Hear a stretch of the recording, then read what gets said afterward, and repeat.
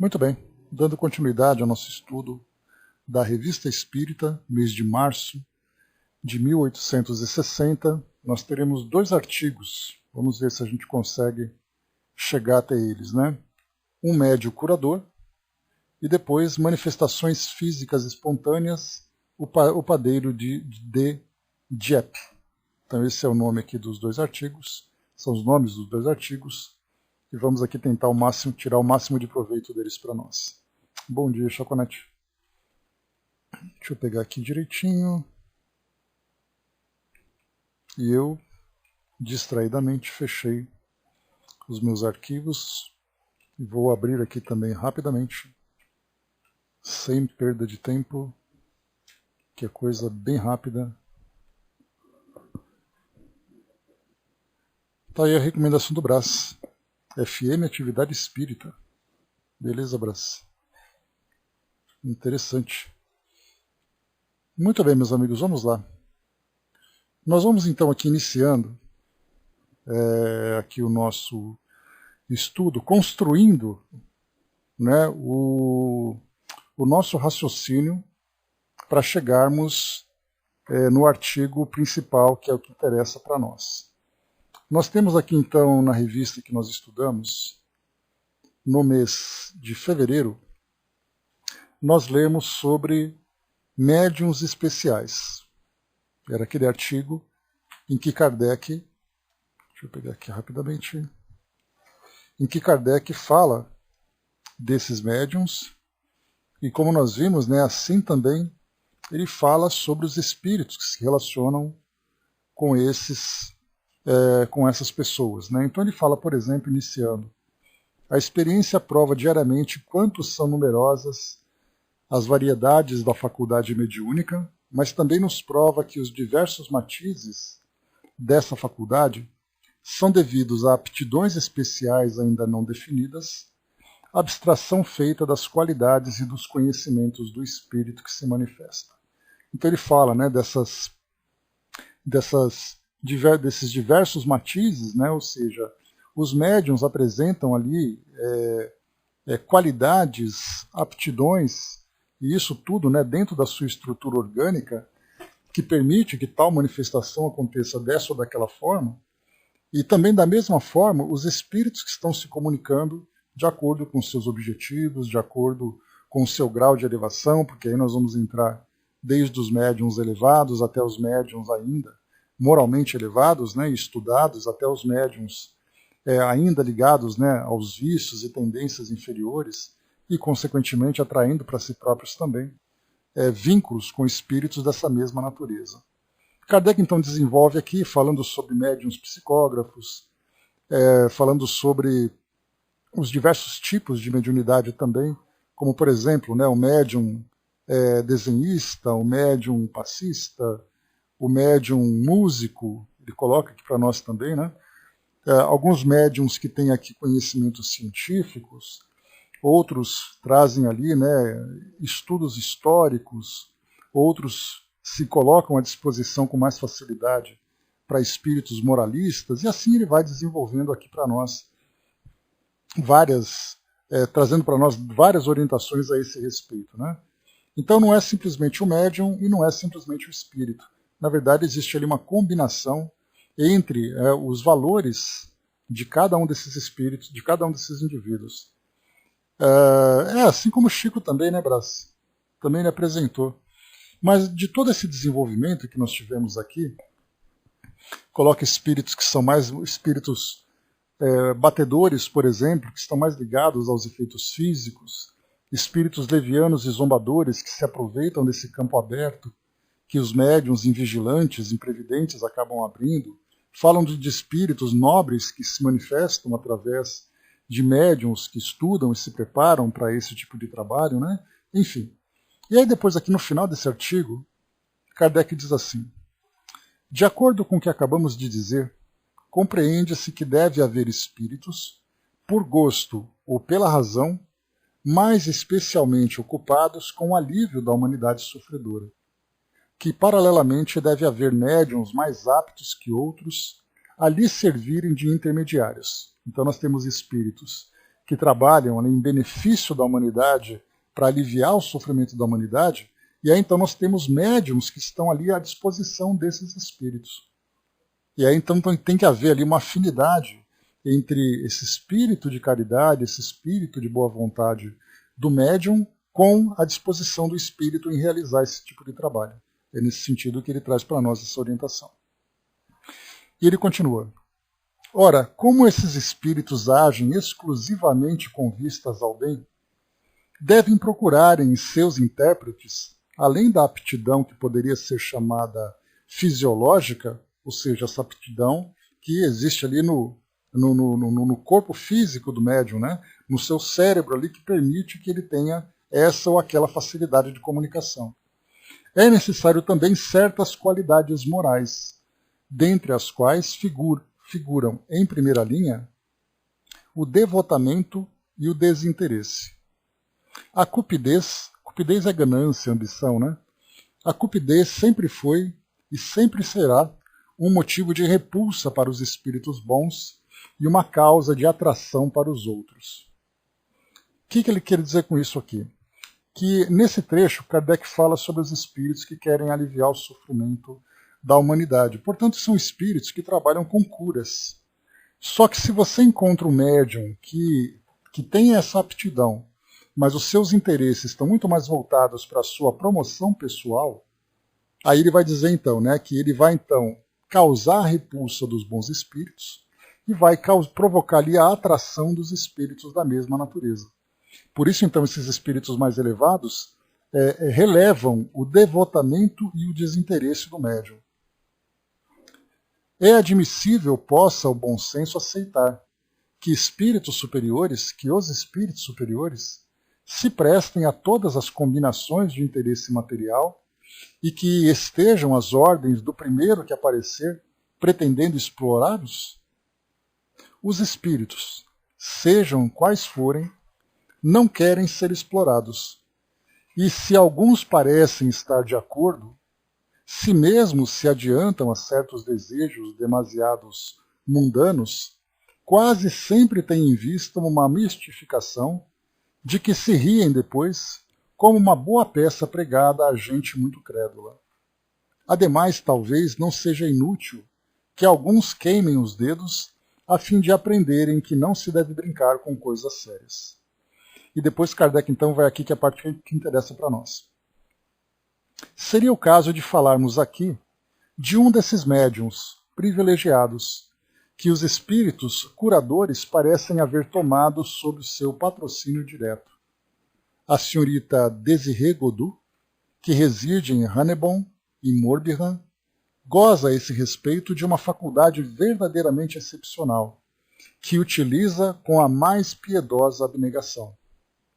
Sobre isso já dissemos algumas palavras num relatório das sessões da sociedade, mas a importância do assunto merece, num artigo especial, que teremos a satisfação de lhe consagrar em nosso próximo número. À parte o interesse que se liga ao estudo de toda a faculdade rara, sempre consideramos como um dever dar a conhecer o bem e fazer a justiça a quem o pratica. Então, a gente viu aqui Kardec, bom dia pessoal que chegou, a gente viu aqui Kardec fazendo uma referência à senhorita Désirée Godu nesse artigo sobre médiuns especiais, e no final então ele diz que vai dedicar um artigo especial a ela. Exatamente então nós vamos para um médium curador, que é um artigo que diz respeito a ela própria. Antes, porém, a gente vai ter aqui uma ideia, quero trazer aqui para vocês continuar ainda, né, na construção desse raciocínio. Rapidinho aqui, só escrever aqui. Porque Kardec ele vai falar bastante dela, né, tanto que aqui na busca dessa edição de 1860, quando coloca aqui o sobrenome da senhorita Godu, coloca Godu, tem 45 citações. Ou seja, nós teremos ali várias passagens falando sobre ela. Dentre elas, por exemplo, no mês de abril tem um outro artigo chamado Cartas do Dr. Morreri sobre a senhorita Désirée Godu. Um artigo aqui de 6 folhas, 6 páginas, né? Então é bastante coisa para falar sobre ela. E aqui também, antes de chegar naquele artigo que Kardec comentou, numa citação dos boletins da sociedade, esse foi no mês de, foi no mês de fevereiro, e o boletim é de sexta-feira, 6 de janeiro, numa sessão particular. E ele coloca para nós aqui, na seção de comunicações diversas, o item número 4, carta relativa à senhorita Désirée Godoy, médium curadora de Hannebon. Sabe-se que da parte da senhorita Godoy é uma obra de devotamento e de pura filantropia. Então, eu queria trazer para vocês essa prévia para a gente chegar depois num artigo propriamente dito, né? Então aqui o médium curador, senhorita Désirée Godoy, de Hannebon, Morbihan, de março de 1860. Então Kardec coloca aqui, por isso que eu quis voltar com vocês, né? Didier, está aparecendo algumas letras estranhas aqui no nosso pautal, que está tudo em ordem por aí. Então aqui Kardec coloca no primeiro parágrafo: pedimos aos nossos leitores que se reportem ao artigo do mês passado sobre médiuns especiais, melhor compreenderão os ensinamentos que vamos dar sobre a senhorita Désirée Godoy, cuja faculdade oferece um caráter da mais notável especialidade. Né? Não, para mim está tudo bem, eu só fiquei preocupado com a sua tentativa de mensagem, entendeu, Flávio? Então, diz aqui para nós, né? Deixa eu ver aqui. Seria assim, soldado, médiums de elite da elite espiritual. De fato, tem relação, né? Porque a gente percebe que não é qualquer médium que se relaciona com espíritos dessa envergadura, desse quilate, né? Então, a gente vê que, de fato, ela pode ser classificada com médiums dessa qualidade. Então, muito bem, Kardec pediu para a gente fazer uma leitura lá dos médiums especiais. Trouxe para vocês aqui um pequeno resumo para a gente poder contextualizar esse artigo. E ele coloca assim agora: há cerca de 8 anos, ela passou sucessivamente por todas as fases da mediunidade. A princípio, médium de efeitos físicos muito poderosa. Tornou-se sucessivamente médium vidente, audiente, falante, escrevente, e finalmente todas as faculdades se concentraram na cura de doentes, que parece ser a sua missão que desempenha com devotamento e uma abnegação sem limites. Aqui a gente percebe essa trajetória que o Kardec menciona a respeito da senhorita Désirée, e ela começou desde o início, né, com aquelas faculdades, mais ostensivas, né? Então aqui efeitos físicos, depois médium vidente, audiente, falante, escrevente, e depois veio de cura. E a gente pode fazer um paralelo com o Chico, né? O Chico começou também com psicofonia, começou ali com mensagens, começou com cura, dando passes e tudo mais, e depois ele encontrou ali a sua missão, que, como a gente conhece da história dele na relação com Emmanuel, o objetivo era fazer a divulgação da doutrina espírita. Né? Então, nessa divulgação, era através dos livros, era através das mensagens, embora ele tivesse essa faculdade para várias outras capacidades. Né? A mesma coisa nós vamos encontrar com Divaldo, que também tinha a sua missão de fazer a divulgação doutrinária, e por aí vai. Vamos encontrar aí médiuns conhecidos, médiuns anônimos, que também passaram por todas essas fases para chegar depois ali naquele momento em que vão se deparar com suas missões, né? Aquilo que faz parte da sua programação reencarnatória. Depois nós temos, né? Deixemos falar a testemunha ocular, o Sr. Pierre, professor em Lorient, que nos transmite esses detalhes em resposta às perguntas que lhe dirigimos. Então aqui agora o Sr. Pierre que vai falar. A senhorita Désirée Godoy, jovem de 25 anos, pertence a uma família muito distinta, respeitável e respeitada de Lorient. Seu pai é um antigo militar, cavaleiro da Legião de Honra, e sua mãe, mulher paciente e laboriosa, ajuda filho quanto pode em sua penosa, mas sublime missão. Há mais ou menos 6 anos que essa família patriarcal dá esmolas de remédios prescritos e, frequentemente, daquilo que é necessário aos curativos, tanto aos ricos quanto aos pobres que a procuram. Suas relações com os espíritos começaram no tempo das mesas girantes. Então ela residia em Lorient e, durante meses, não se falava senão das maravilhas operadas pela senhorita Godu, com as mesas sempre complacentes e dóceis sob suas mãos. Aí, nesse caso, os efeitos físicos, né? Era um privilégio ser admitido às sessões de mesa em sua casa, e lá não entrava quem quisesse. Simples e modesta, não buscava pôr-se em evidência. Entretanto, como bem podeis imaginar, a maledicência não a poupou.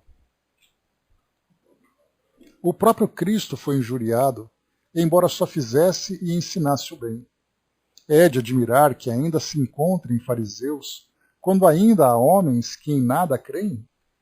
É a sina de todos quantos mostram uma superioridade qualquer serem alvo dos ataques da mediocridade invejosa e ciumenta. Nada lhes custa para derrubar aquele que ergue a cabeça acima do vulgo, nem mesmo o veneno da calúnia. O hipócrita desmascarado jamais perdoa. Mas Deus é justo, e quanto mais maltratado for o homem de bem, tanto mais gloriosa será a sua reabilitação e mais humilhante a vergonha de seus inimigos. A posteridade o vingará.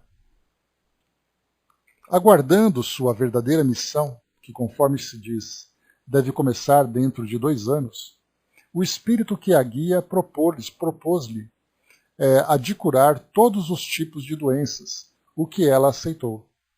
Para comunicar-se, ela agora se serve de seus órgãos, muitas vezes à revelia, em vez das batidas insípidas das mesas. Quando é o espírito que fala, o timbre de sua voz já não é o mesmo, e os seus lábios não se movem. A senhorita Godu recebeu apenas uma instrução comum, mas a parte principal da sua educação não devia ser obra dos homens. Quando consentiu em ser médium curador, o espírito procedeu metodicamente para sua instrução, sem que ela não visse outra coisa além de mãos. Uma misteriosa personagem lhe punha sob os olhos livros, gravuras ou desenhos e lhe explicava todo o funcionamento dos órgãos do corpo humano, as propriedades das plantas, os efeitos da eletricidade, etc. Ela não é sonâmbula, ninguém a adormece. É completamente desperta, que penetra os doentes com o olhar. O espírito lhe indica os remédios que ela geralmente prepara e aplica, cuidando e pensando as mais repugnantes feridas com dedicação de uma irmã de caridade. Começaram por lhe dar a composição de certos ungüentos que curavam em poucos dias os panarícios e as feridas de pequena gravidade, a fim de lentamente habituá-la a ver, sem muita repulsa, todas as horrendas e repugnantes misérias que deviam aparecer aos seus olhos, pondo a finura e a delicadeza de seus sentidos às mais rudes provas. Não imaginemos nela encontrar um ser sofredor, doentio e fraco. Desfruta do mensana in corpore sano, em toda a sua plenitude. Longe de cuidar dos doentes por meio de um auxiliar, em tudo ela põe a própria mão, dando conta de tudo graças à sua robusta constituição. Sabe inspirar aos doentes uma confiança sem limites. Acha no coração consolações para todas as dores, tendo à mão remédios para todos os males. É de um caráter naturalmente alegre e jovial. Sua alegria é contagiante como a fé que a anima e atua instantaneamente sobre os doentes. Vi muitos se retirarem com os olhos cheios de lágrimas, doces lágrimas de admiração, de reconhecimento e de alegria. Todas as quintas-feiras, dia de feira, e domingos, das 6 horas da manhã até 5 ou 6 horas da tarde, a casa não se esvazia. Para ela, trabalhar é orar, e disso se desincumbe com consciência. Antes de ter de tratar os doentes, passava dias inteiros confeccionando roupa para os pobres e enxovais para os recém-nascidos, empregando os meios mais engenhosos para que os presentes chegassem ao destino anonimamente, de sorte que a mão esquerda sempre ignorasse o que dava à direita.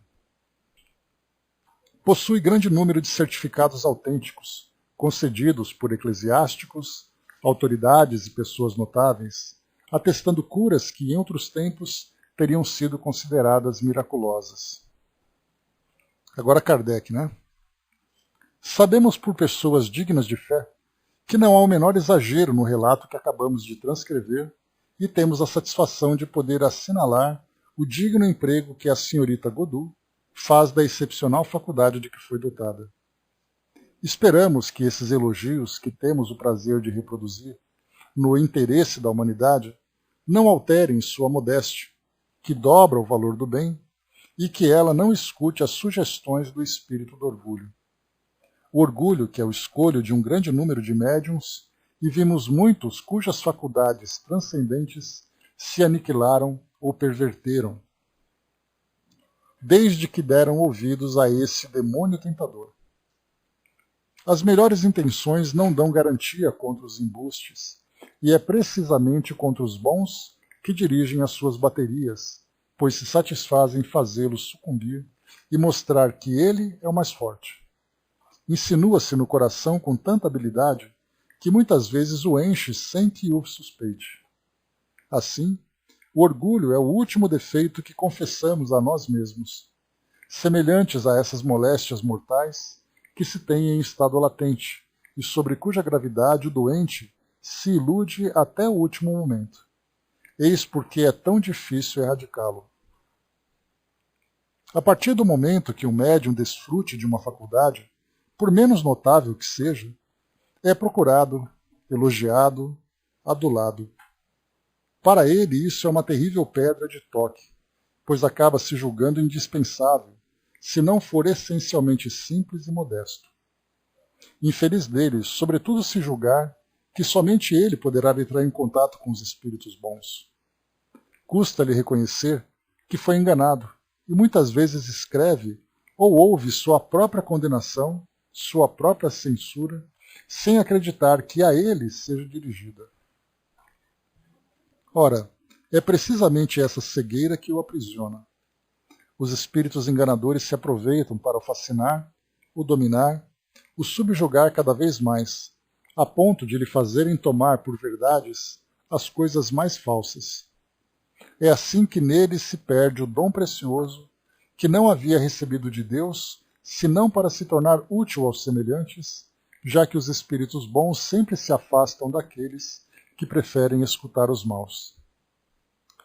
Aquele a quem a providência destina-os a ser posto em evidência, o será pela força das coisas, e os espíritos bem saberão tirá-lo da obscuridade, se isso for útil, ao passo que muitas vezes, quanta decepção para quem é atormentado pela necessidade de falar, de fazer falar de si. O que sabemos do caráter da senhorita Godu dá-nos a firme confiança de que ela se encontra acima dessas pequenas fraquezas, e assim jamais comprometerá, como tantos outros, a nobre missão que recebeu.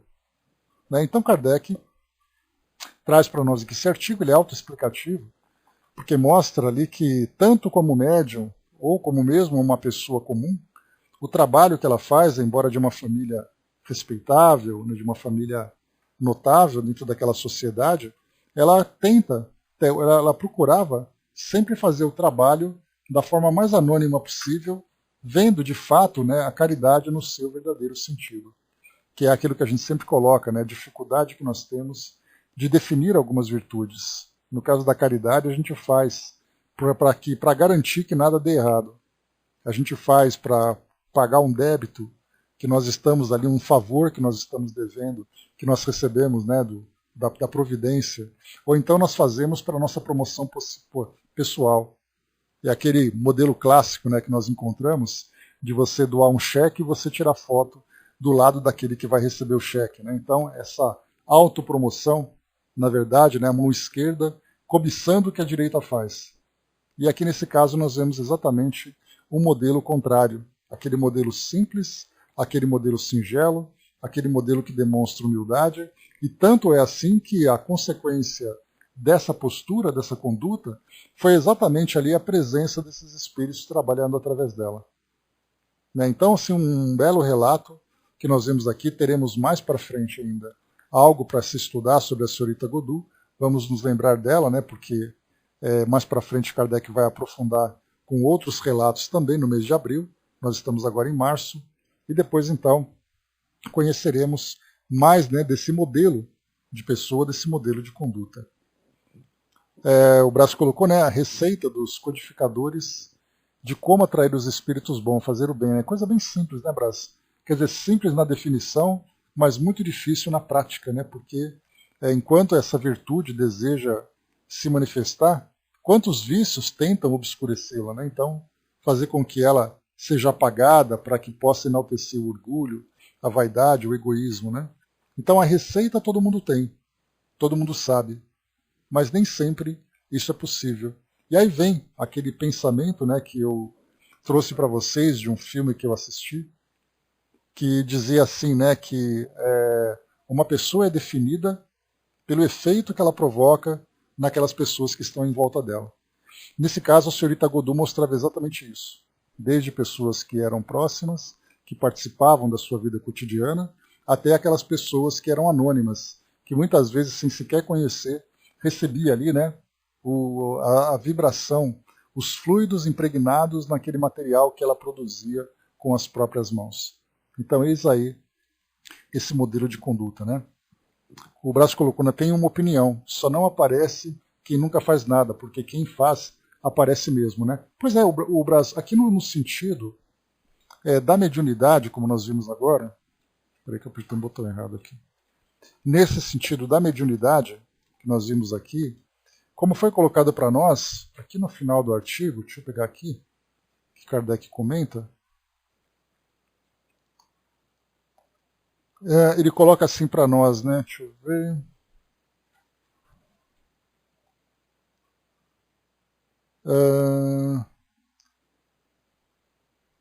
Espera só um pouquinho que estou procurando aqui.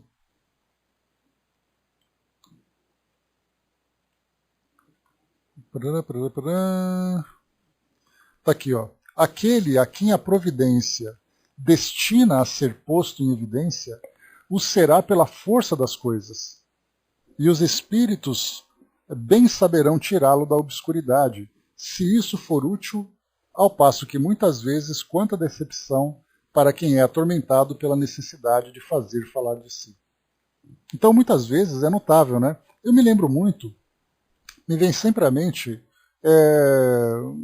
não sei exatamente qual era o objetivo, qual era a intenção, né? Mas a gente pensa sempre do lado positivo.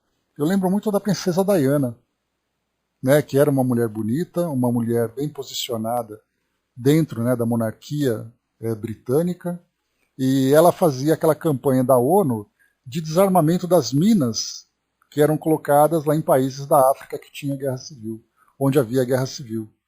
E aí então quantas crianças mutiladas, né, de repente brincando no quintal, pisavam numa mina, depois, né, ficavam ali todas elas muito feridas.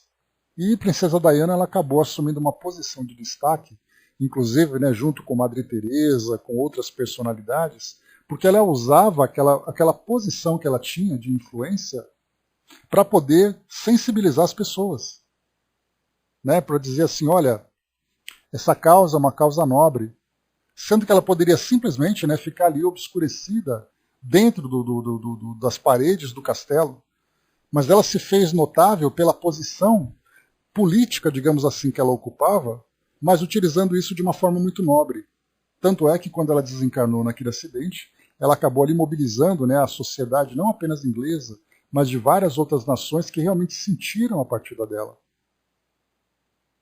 Então, assim, vemos ali uma pessoa muito simples como ela era, uma pessoa que usava aquela posição de destaque que a providência concedeu a ela, afinal de contas, ninguém faz parte de uma família real sem que tenha algum tipo de destaque, mas ela soube aproveitar aquela posição. Então me vem muito essa imagem dela nesse destaque, né? No caso de Dona Zilda, né, Dudu, o caso dela era um caso mais social, ela era assim, uma pessoa muito mais voltada para a religião, né? Então, mas ela se destacava naquele meio onde ela atuava. No caso da princesa Diana, ela se destacava em proporção mundial, porque ela era reconhecida, né, por todas as características, né, e todas as virtudes que ela apresentava, digamos assim. Mas de uma forma ou de outra, assim como nós pegamos Dona Zilda, nós pegávamos Madre Teresa, que era aquela mulher pequenininha, magrinha, né, que muitas vezes você não dava nenhum valor, mas que muitas vezes colocava o dedo no nariz de autoridades para chamar atenção para a miséria do mundo. Então pegava assim, né, tem até algumas fotos, tem um canal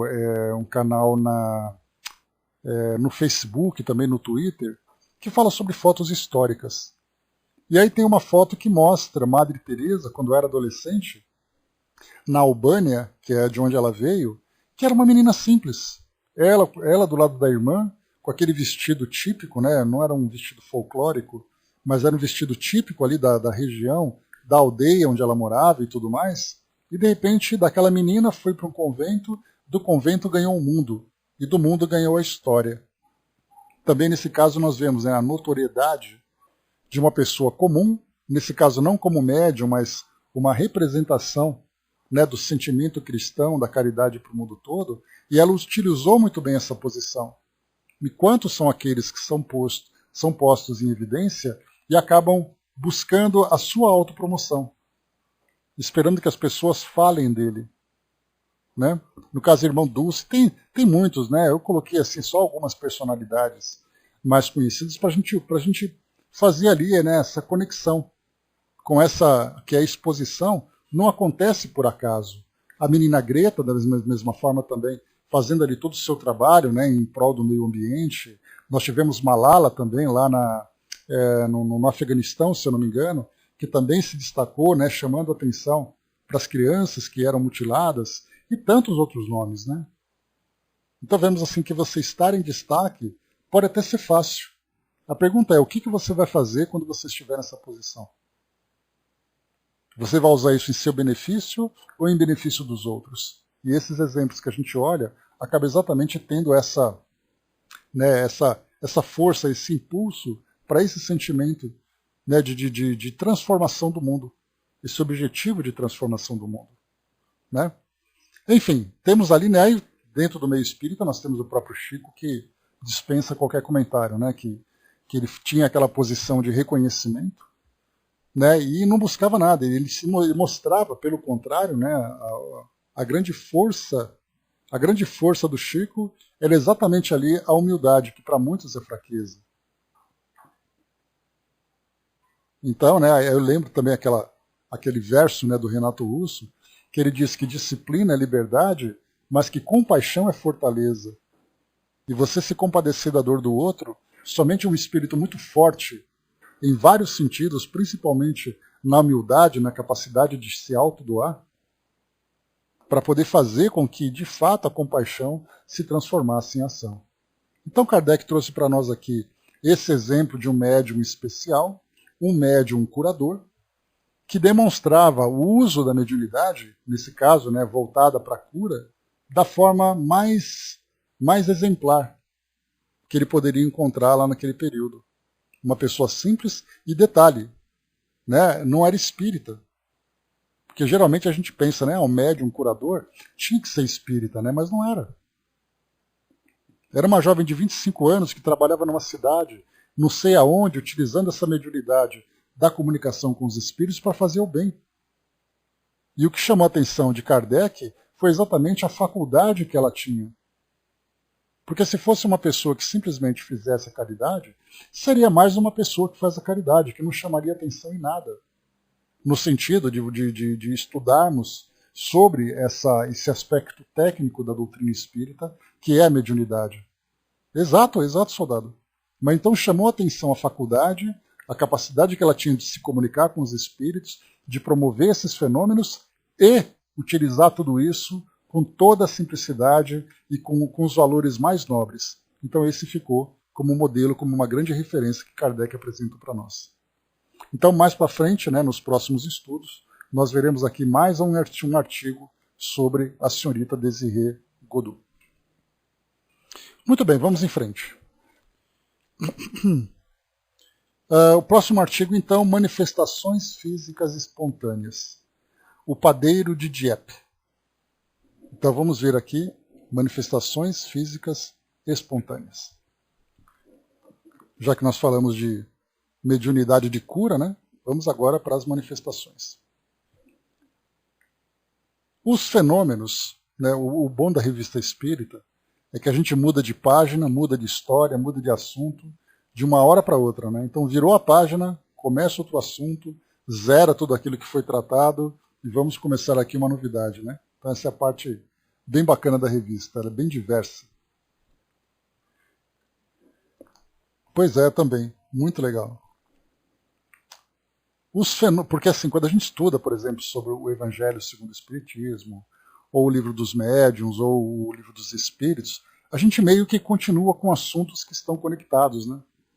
Aqui não, aqui a gente muda de assunto completamente. Né? Aqui no caso fala de mediunidade também, mas é uma outra história. Pois é bem legal. O Brás colocou, né, Kardec não brincava em serviço, lembrei do mendigo que pedia para ajudar os outros, né? Não lembro dessa história, Brás, mas de qualquer forma, tá ali, né? Kardec trabalhando sempre. Vamos lá. Os fenômenos pelos quais os espíritos podem manifestar sua presença são de duas naturezas, que se designam pelos nomes de manifestações físicas e manifestações inteligentes. Nós passamos por esse artigo, Brás? Ou ele está aqui em outra edição? Que eu não me recordo, sinceramente. Está aqui nas edições anteriores? Depois a gente vê então. Mas eu não me lembro de ter passado por esse assunto, não. Mas de qualquer forma está aí o registro. Então, manifestações físicas e manifestações inteligentes, que Kardec também já chamou de manifestações intelectuais. Né? Então são nomes que ele ia dando para encontrar ali, né, o termo mais adequado. Pelas primeiras, as físicas, os espíritos atestam sua ação sobre a matéria. Pelas segundas, revelam um pensamento mais ou menos elevado conforme seu grau de depuração. Umas e outras podem ser espontâneas ou provocadas. São provocadas quando solicitadas pelo desejo e obtidas com o auxílio de pessoas dotadas de uma aptidão especial, isto é, dos médiuns. São espontâneas quando ocorrem naturalmente, sem nenhuma participação da vontade e muitas vezes na ausência de qualquer conhecimento e mesmo de qualquer crença espírita. É a essa ordem de fenômeno que pertencem certos fenômenos que não podem ser explicados pelas causas físicas ordinárias. Entretanto, não nos devemos apressar, como já temos dito, em atribuir aos espíritos tudo quanto é insólito e não se compreende. Nunca insistiríamos demais nesse ponto, a fim de nos precavermos contra os efeitos da imaginação e muitas vezes do medo. Repetimos, quando um fenômeno extraordinário se produz, o primeiro pensamento deve ser o de que tem uma causa natural, por ser a mais frequente e a mais provável. Tais são, sobretudo, os ruídos e mesmo certos movimentos de objetos. O que se precisa fazer nesse caso é buscar a causa, sendo provável que a encontremos muito simples e muito vulgar. Dizemos mais, o verdadeiro, e por assim dizer, único sinal de intervenção dos espíritos é o caráter intencional e inteligente do efeito produzido, quando a impossibilidade de uma intervenção humana esteja perfeitamente demonstrada. É por isso que nós encontramos, né, os trabalhos de pesquisas no campo da mediunidade, em que são tomadas ali as diversas precauções. Então eu me lembro, né, de um livro que falava sobre os registros que eram feitos de sessões na Federação Espírita Catarinense, décadas de 1920, 1930, que eu já cheguei até bastante tempo. Eu trouxe para vocês aqui alguns relatos dessa revista, do livro, porque no livro eram publicadas as atas, né, de algumas dessas reuniões. Então eles falavam sobre, por exemplo, experimentos de escrita direta, experimentos de transporte. Então era assim, tudo tomado muito cuidado, né? A pessoa, um objeto ficava preso, amarrado no chão, a outra pessoa ficava dentro de uma jaula para evitar que ela saísse e fizesse ali alguma intervenção, o outro ficava preso na cadeira. Então todos os cuidados que eram tomados, por já que o fenômeno acontecia preferencialmente num ambiente sem muita luz, né? Então isso poderia acontecer de ter ali uma causa natural, né? E nesse caso uma simulação, né? Ou uma manipulação. Então todas essas prevenções eram tomadas. E depois continua. Nessas condições, raciocinando conforme o axioma de que todo efeito tem uma causa, e que todo efeito inteligente deve ter uma causa inteligente, a gente lembra que é axioma, né? Que vamos aqui só colocar no dicionário, para a gente pegar aqui o termo correto, para não fazer aqui uma suposição. Então, axioma significa premissa considerada necessariamente evidente e verdadeira, fundamento de uma demonstração, porém ela mesma indemonstrável, originada, segundo a tradição racionalista, de princípios inatos de consciência ou, segundo os empiristas, de generalizações da observação empírica. Então aqui como esse início coloca, né? Na lógica tradicional, é uma sentença ou uma proposição que não é provada ou demonstrada e é considerada como óbvia, ou como consenso inicial necessário para a construção ou aceitação de uma teoria. Então, você não pode demonstrar, por exemplo, que todo efeito tem uma causa, mas a própria lógica diz para nós que todo efeito tem uma causa.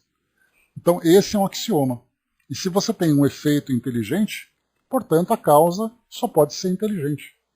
Kardec, inclusive, fala sobre isso lá no início do livro A Gênese, quando ele coloca, né, se você está num deserto e você encontra um relógio enterrado, você vai supor que aquele relógio foi construído por alguém inteligente.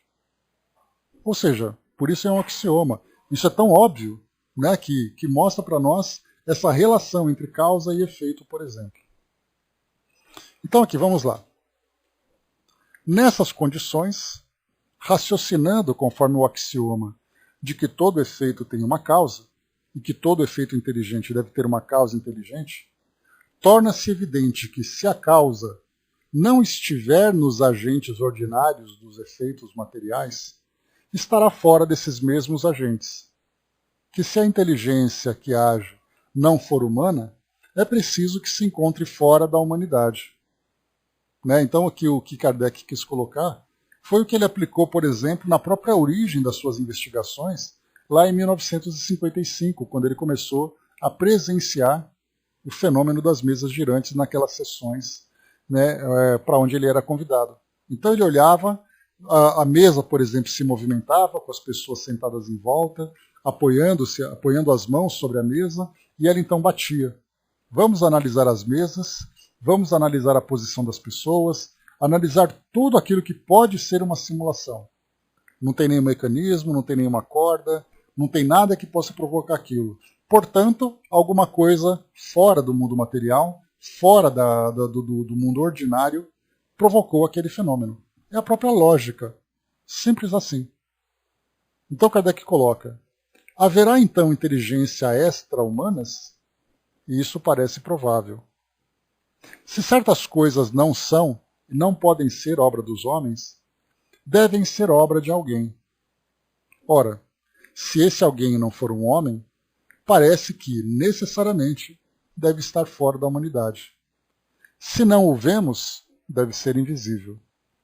É um raciocínio tão peremptório e de tão fácil compreensão quanto a do Sr. Lapalisse. Né? Depois a gente pesquisa sobre o Sr. Lapalisse. Mas a gente vê aquilo que é óbvio, né? Mesmo que você não acredite em fantasmas, mas você está num lugar, você vê uma luz aparecendo na tua frente, com a figura de uma pessoa, falando com você ou gesticulando para você, e você não tem nada que provoque aquela luz. Qual é a conclusão que você vai chegar? Que só pode ser alguma coisa fora do mundo natural. Pode ser alguma coisa extra-humana, como Kardec coloca aqui. Vamos seguir nesse raciocínio. Kardec está construindo aqui para nós essas ideias, porque ele vai falar sobre, sobre as manifestações físicas espontâneas e depois a história do padeiro de Dieppe. Vamos em frente. Quais são, então, essas inteligências? Anjos ou demônios? E de que modo inteligências invisíveis podem agir sobre a matéria visível? É o que sabem perfeitamente aqueles que se aprofundaram na ciência espírita. Ciência que, como as outras, não é aprendida no piscar de olhos, nem pode ser resumida em algumas linhas. Aqui a gente acaba encontrando algo muito comum no nosso cotidiano quando nós lidamos com pessoas que não são espíritas. Seja aqui no nosso grupo de estudo, seja no trabalho que nós desenvolvemos. Quantas vezes pessoas de outras religiões, agora nem tanto, mas para quem já participou desses estudos no passado, quantas vezes entravam pessoas aqui na sala desafiando o nosso trabalho. Me prova que espírito existe. Me prova que tal coisa é assim. Me prova que a reencarnação existe. Eu não acredito em tal coisa, então me prova. Ou seja, como Kardec coloca, a ciência espírita ela necessita de um estudo prolongado que não se aprende no piscar de olhos. Então a pessoa entrava na sala, ela acreditava que nós tínhamos que parar os nossos estudos, lançar um argumento de alguns segundos, de algumas palavras ou algumas linhas, para convencê-la de que aquilo é verdade. Então o mundo também é assim. Por que as pessoas não acreditam no mundo espiritual? Porque não se dedicam. E quando acontece alguma coisa, é chamada de sobrenatural. E aí então as pessoas ficam espantadas, que é uma coisa sobrenatural, fantasmagórica, ou seja lá que nome seja dado. Quanto Balser, esse botão do Balser aqui, ele cantava fácil. Mas vamos lá. Ao que fazem tal pergunta, diremos apenas isso. Como o vosso pensamento, que é imaterial, move a vontade o vosso corpo, que é material. Acreditamos que eles não se embaçarão na solução desse problema, e que, se rejeitarem a explicação dada pelo Espiritismo desse fenômeno tão vulgar, é que tem outra, muito mais lógica a opor. Mas até agora não a conhecemos. Ou seja, a ideia do próprio materialismo é bastante curiosa, porque o materialismo diz que a sua consciência, sua vontade, seus desejos, seus sonhos, suas ambições, seus vícios, tendências, enfim, tudo isso são reações nada mais, nada menos do que bioquímicas do cérebro. A sua personalidade, de tudo aquilo que você gosta, nada mais é do que o resultado de processos elétricos e químicos que vão ali sendo desencadeados no cérebro. No momento em que o cérebro para, você simplesmente deixa de existir. O que é algo para nós inconcebível, Como é que você pode dizer que o cérebro produz a personalidade de um indivíduo?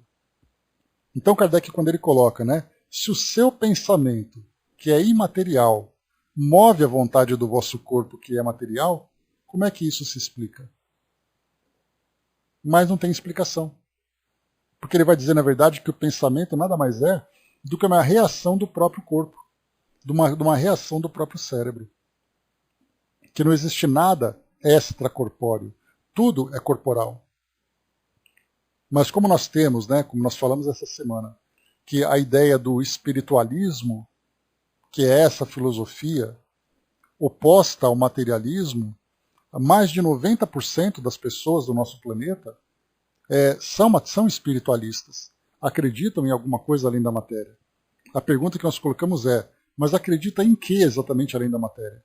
Aí então nós vamos encontrar em cada uma das escolas ideias sobre esse mundo espiritual de acordo com a cultura, de acordo com suas tradições, de acordo com os textos que leem, com as influências, enfim. E a doutrina espírita ela passa por um processo contrário. Ela começou a ser construída não pela fé, mas pela observação. Enquanto eu te dou um livro sagrado dizendo Deus existe, e quando você morrer você vai para o céu, você passa a acreditar nisso.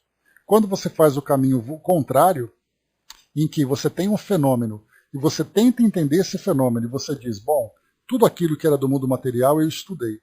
Portanto, usando esse axioma, que todo efeito tem uma causa, portanto, esse fenômeno foi causado por alguma coisa, alguém que não está na matéria. E aí então você começa a estudar esse elemento extracorpóreo, quem é, de onde veio, o que pensa, por que se manifestou dessa forma, o que ele tem a dizer, é tudo que Kardec relata lá no livro Obras Póstumas, que ele fala desse processo do espírito ter se identificado, dizendo, por exemplo, que essa força fora da matéria, que é inteligente porque ela não apenas se movimentava, não apenas fazia barulho, mas ela fazia barulho transmitindo uma mensagem. Era o caso, por exemplo, né, da tiptologia com as batidas, era a movimentação das mesas que se arrastavam em direção a uma pessoa, as batidas que transmitiam um código, e esse código depois foi interpretado vendo que era uma mensagem. Quem é essa coisa? Seria mais ou menos como se nós estivéssemos, como acontece, né? Você está ali na sua casa, né, numa casa geminada, né, ligada com outra casa, ou então num apartamento onde tem o seu apartamento embaixo e um outro apartamento em cima, e as batidas que os vizinhos fazem transmitem uma mensagem. Muitas vezes com uma batida de sim, duas batidas não, uma batida fraca, uma batida forte, uma sequência de batidas depois de combinada. Você não vê a pessoa, mas você vai dizer, bom, se essa batida está fazendo um barulho e esse barulho é inteligente, é porque tem alguma causa. Hoje pela manhã mesmo ouvi um barulho na cozinha, nada mais é do que os armários fazendo barulho, de madeira. Aí você acorda e fala, bom, 6 horas da manhã, estava ali ouvindo aquele barulho e não provocou emoção nenhuma, simplesmente porque a lógica já identificou. Agora imagina se na cozinha começasse a ter um código Morse. Aí certamente já diria, opa, tem alguma coisa acontecendo na cozinha. Então, quer dizer, o raciocínio ele é tão óbvio, tão claro para nós, mas o que a gente encontra muitas vezes é uma grande resistência daqueles que olham para o Espiritismo, baseados ali em dogmas, em ideias já pré-concebidas, que é o caso daqueles desafiantes que chegam aqui na sala, pedindo para que a gente prove alguma coisa, sendo que eles já trazem as suas ideias prontas. Por isso, então, nesse caso aqui do pensamento, que é imaterial, movimentando o corpo que é material, qual a explicação para isso? Kardec coloca, até agora não conhecemos. A ciência usa seus argumentos para falar sobre a consciência como sendo resultado da matéria, mas existe muita coisa que simplesmente não podemos aceitar como sendo algo material. Muito bem. Vamos aos fatos que motivaram essas observações. Rapidamente, aqui o Brás colocou, né? Um espírito afro uma vez veio me atender em uma prece, né, fez o efeito de 3 batidas de palmas da mão, né, do meu lado, quase caí da cadeira, né, de susto, pois ele me contou rindo para mim. Né? Tá certo. Né? Camarada, esse é o fantasminha camarada, né, Brás? Então vamos lá. Vamos aos fatos que motivaram essas observações. Vários jornais, entre outros o Opinião Nacional, de 14 de fevereiro último, e o jornal de Rouen, de 12 do mesmo mês, relatam o seguinte fato conforme o Vigia de Dieppe, que deve ser o Vigia de Dieppe, né? Eis o artigo do jornal de Rouen. O Vigia de Dieppe publica a seguinte carta de seu correspondente de Grandes Ventes. Em nosso número de sexta-feira, já assinalamos uma parte dos fatos hoje relatados nesse jornal. Mas a emoção provocada na comuna por esses extraordinários acontecimentos nos leva a dar novos detalhes contidos nessa correspondência. Hoje sorrimos das histórias mais ou menos fantásticas, dos velhos tempos que se foram, não desfrutando os pretensos feiticeiros da atualidade de grande veneração. Não são mais acreditados em Grandes Ventes que alhures. Contudo, nossos velhos preconceitos ainda têm alguns adeptos entre os aldeões, e de modo que a cena verdadeiramente extraordinária que acabamos de testemunhar é bem adequada para fortalecer a sua crença supersticiosa. Ontem pela manhã, o Sr. Gobert, um dos padeiros de nossa vila, seu pai, que lhe serve de operário, e um jovem aprendiz de 16 a 17 anos, iam começar o trabalho rotineiro, quando perceberam que vários objetos deixavam espontaneamente seu lugar para se lançarem na amassadeira. Tiveram, assim, que refugar sucessivamente a farinha que trabalhavam, vários pedaços de carvão, 2 pesos de tamanhos diversos, um cachimbo e uma vela. Apesar de sua extrema surpresa, continuaram a tarefa e tinham chegado a virar o pão, quando, de repente, uma porção de massa de 2 quilos, escapando das mãos do jovem auxiliar, foi lançada a alguns metros de distância. Isso foi o prelúdio e como que a senha da mais estranha desordem. Então eram cerca de 9 horas e até o meio-dia foi positivamente impossível ficar no forno ou no aposento vizinho. Tudo foi posto em grande desordem, derrubado e quebrado. Os pães atirados no meio da sala, com as pranchas que lhe serviam de base, entre restos de toda sorte, foram completamente perdidos. Mais de 30 garrafas repletas de vinho quebraram-se sucessivamente, e enquanto o bolinete da cisterna rodava sozinho com extrema velocidade, as brasas, as pás, os cavaletes e os pesos saltavam no ar e executavam as mais diabólicas evoluções. Em torno do meio-dia, o tumulto cessou pouco a pouco, e algumas horas depois, quando tudo entrou em ordem e os utensílios repostos em seus lugares, o chefe da casa pôde retomar os trabalhos habituais. Esse bizarro acontecimento custou ao Sr. Gobert um prejuízo de no mínimo 100 francos. Fechando aqui então esse primeiro relato, né? A esse mesmo relato, o Opinião Nacional acrescenta as seguintes reflexões. Reproduzindo essa história singular, seria injúria aos nossos leitores preveni-los contra os fatos sobrenaturais que ela relata. Sabemos perfeitamente não se tratar de uma história do nosso tempo e que poderá escandalizar alguns dos doutos leitores do Vigia. No entanto, por mais inverossímil que pareça, não é menos verdadeira, e, se necessário, 100 pessoas poderão certificar-lhe com exatidão. Agora Kardec para nós, né? Confessamos não compreender bem as reflexões do jornalista, que parece contradizer-se. Por um lado, diz aos leitores que se previnam contra os fatos sobrenaturais que a carta relata, e termina dizendo que, por mais inverossímil que pareça, essa história não é menos verdadeira, e, se necessário, 100 pessoas poderiam certificar-lhe a exatidão. Então, primeiro ele coloca, né? Se previnam contra os fatos sobrenaturais que é relatado na carta. Ou seja, não acreditem em tudo que está escrito na carta. E depois, mais para frente, ele coloca, por mais inacreditável que pareça, essa história pode ser testemunhada por 100 pessoas que estavam lá. De duas, uma. Ou é verdadeira, ou é falsa. Se falsa, está tudo dito. Mas se é verdadeira, como atesta a Opinião Nacional, o fato revela uma coisa muito grave para ser tratada um tanto levianamente. Ponhamos de um lado a questão dos espíritos e nela não vejamos senão um efeito físico. Não é bastante extraordinária para merecer a atenção dos observadores sérios? Aqui é muito interessante porque Kardec ele viveu mais ou menos isso, né? Porque quando ele foi acompanhar as mesas girantes, o primeiro impulso que ele teve não era dizer quem movimenta essa mesa ou quem movimenta esses objetos são os espíritos. Ele foi lá para entender o que estava movimentando aquelas mesas, aqueles objetos. Então o que Kardec coloca colocando de lado a questão dos espíritos, vamos olhar apenas o fenômeno. Se aquele fenômeno acontece, de coisas voando, coisas girando, a massa saindo daqui, sendo jogada a alguns metros, já não é o suficiente para as pessoas correrem lá para ver o que está acontecendo, para saber como aquilo pode ser feito?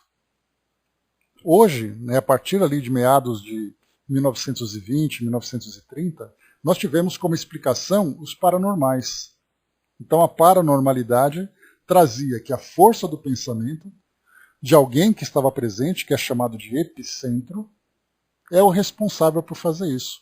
E aí nós lembramos aqui, né, a imagem do Padre Quevedo, que ele sempre colocava, né, que todos os fenômenos que podiam acontecer tinha como causa alguém que, através da força da mente, em fenômenos paranormais, era o responsável, mas que não tinha nada de espírito presente. Então ele colocava, por exemplo, né, que o Chico, uma vez ele fez um comentário interessante sobre o Chico, que ele falou assim, olha, o Chico é uma pessoa muito boa, o Chico é uma pessoa muito honesta, muito caridosa, mas aquilo que ele escreve não pode ser dos espíritos. Aquilo é coisa da cabeça dele. Né? Então, ou seja, o fenômeno está ali, vamos tentar entender qual é a causa dele.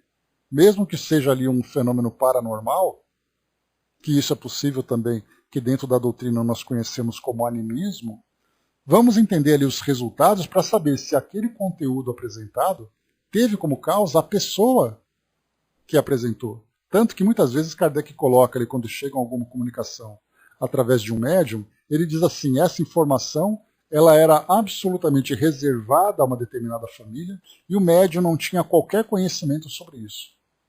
Então esse é um argumento para dizer que isso não poderia ser produzido nem por ele e nem por ninguém presente naquele ambiente, a não ser por alguém que tivesse conhecimento dos fatos. E isso levou inclusive o próprio Chico, nos trabalhos que ele fazia de psicografia de cartas, de entes queridos que ele recebia, que muitas delas foram juntadas e acabaram se transformando em livros, né? Não apenas o Chico, mas outros médiums também, em que as cartas traziam detalhes que depois embaixo no rodapé, a família costumava então, num glossário que ela apresentava, tentar lhe explicar quem era aquela pessoa, o que significou aquela citação da carta, aquele local que foi mencionado, aquela data, porque essas informações tinham um caráter de autenticidade das cartas. No Chico, por exemplo, alguém que vem de outro lugar, não comenta nada, não preenche nada. O espírito vem e fala de pessoas que muitas vezes nem aquela pessoa conhecia. Cartas que traziam nomes e apelidos, que a pessoa depois pegou a carta e começou a conversar com pessoas mais antigas da própria família, e aí então ele passou a conhecer. Por exemplo, né, estive em contato com a minha bisavó Ana, ou com a minha bisavó Toninha, por exemplo. Né? Ele fala, mas eu não conheço nenhuma Toninha. E aí depois vai fazendo pesquisa, chega um momento em que ele fala, olha, Toninha era uma bisavó que você teve, que chamava Antônia e tudo mais, e todo mundo chamava ela de Dona Toninha. Estou inventando aqui, né, por exemplo. Então assim a gente vê que essas informações vão dando então essa autenticidade a essas informações. Essa que é a parte bacana. Né? O Brás colocou, né, Chico recebia a carta e usava o microfone, né? Quem é fulano e cicrano? Né? Uma carta para você. Mas mesmo assim, né, Brás, a gente lembra que os opositores sempre procuravam, né, olheiros dentro da plateia, ouvindo conversas, fazendo perguntas, puxando assunto para tentar tirar informações para depois passar para o Chico para virar carta. Isso era bastante comum naquela época, né, desses opositores usarem esses argumentos, o que era ali completamente fora. Com milhares e milhares de cartas que o Chico publicou, né, imaginar que todas as vezes tinham esses olheiros que iam em busca, né, dessas informações. Pois é, não pode, Flávio. Segura aí. Rapidamente, só concluir aqui então esse trechinho. Não é bastante extraordinária para merecer a atenção dos observadores sérios? Que, pois, os sábios se ponham à obra e, perscrutando os arquivos da ciência, nos deem uma explicação racional, irrefutável, apontando a razão de todas as circunstâncias. Se não o podem, somos obrigados a admitir que não conhecem todos os segredos da natureza. E se apenas a ciência espírita dá a solução, é preciso optar entre a teoria que explica e a que nada explica. Né? Aí lembrando que depois veio então a parapsicologia como também mais um caminho, né, mais um sistema que foi criado para trazer algumas explicações sobre isso. Fazendo uma pausa aqui no nosso artigo, Alírio de Oliveira, o nosso querido Alírio trouxe para nós uma mensagem, muito obrigado. né? Seja sempre bem-vindo conosco aqui também. É um prazer receber, né, as suas poesias. Vamos lá. Diz assim para nós: nasci, cresci e de repente eu via. Achava que era vivo, mas não, ele era morto. Eu falava, o outro respondia. O que seria aquilo? O tempo correu rápido. As vozes e aparições se faziam constantes. Eu nunca tive medo, pois me disseram que eu era um deles. Espíritos que iam e vinham, crianças, moços e velhos que trazem percepções. Naquela casa, quando entrei, conheci o Espiritismo e ali eu estudei. No tempo que se passava, quanto mais eu me informava, tudo aquilo espargia, tudo era benefício. O trabalho foi se fazendo, a ajuda aos irmãos melhorando. E de vez em quando eu orava e agradecia. Era médium desde cedo e não sabia. Fez um bem sair da minha ostensividade, pois na minha mediunidade, hoje posso compreender que o trabalho a ser feito é ajuda ao imperfeito, que segue pedindo socorro. O auxílio é gerado e a voz e a escrita se faz. Somos partícipes de bons momentos.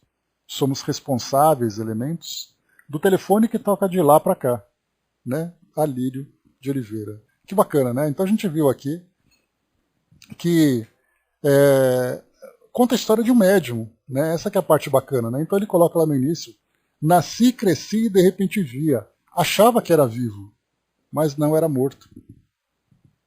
Eu falava e o outro respondia. O que era aquilo? Olha que legal, né? Pois é, bem bacana, né, Brás? Então mostra assim, desde o início, começou a ver, conheceu o Espiritismo, passou a estudar, e depois ali, quanto mais se informava, tudo se transformava em benefício. E esse trabalho, então, foi acontecendo. Né? Muito bacana. Obrigado, viu, Alírio, pelo presente para nós aqui. Porque já que nós estamos falando de médiums, né? Então vamos aqui conhecer a história, a trajetória de um médium pela poesia. Muito legal. Muito obrigado.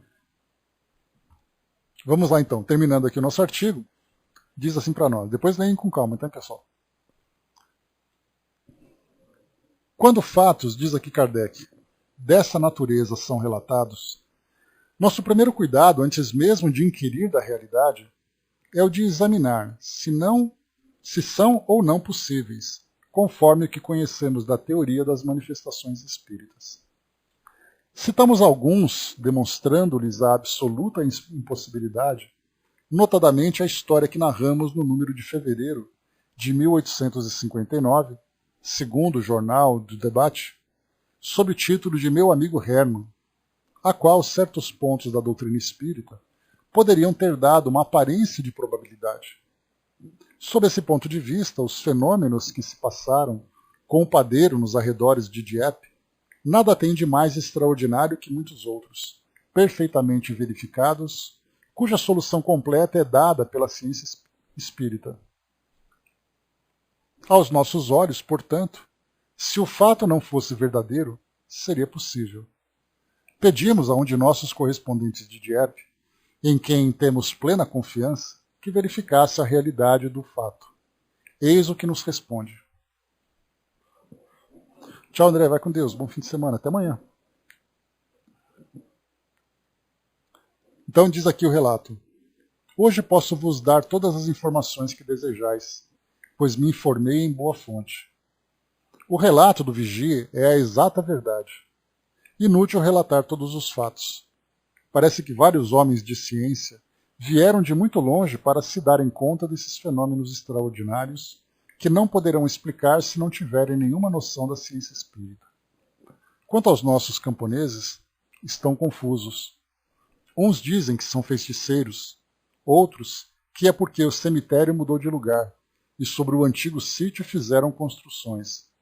E os espertalhões, que passam entre os seus por tudo saber, sobretudo se são militares, terminam dizendo: palavra de honra, não sei como isso pode acontecer. E inútil dizer que não falta quem atribua grande parte de tudo isso ao diabo.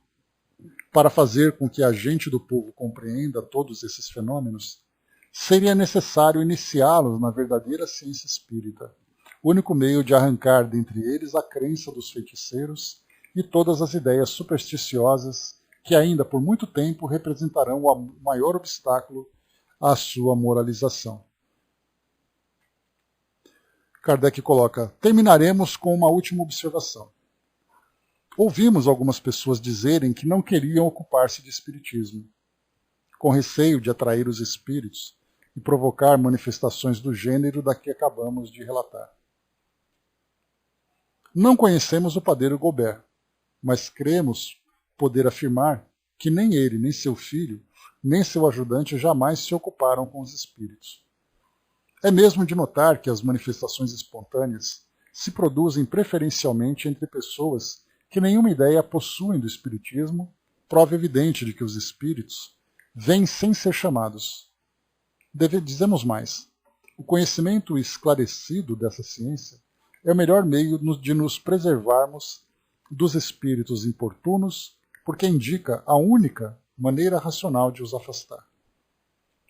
Nosso correspondente está perfeitamente certo ao dizer que o espiritismo é um remédio contra a superstição.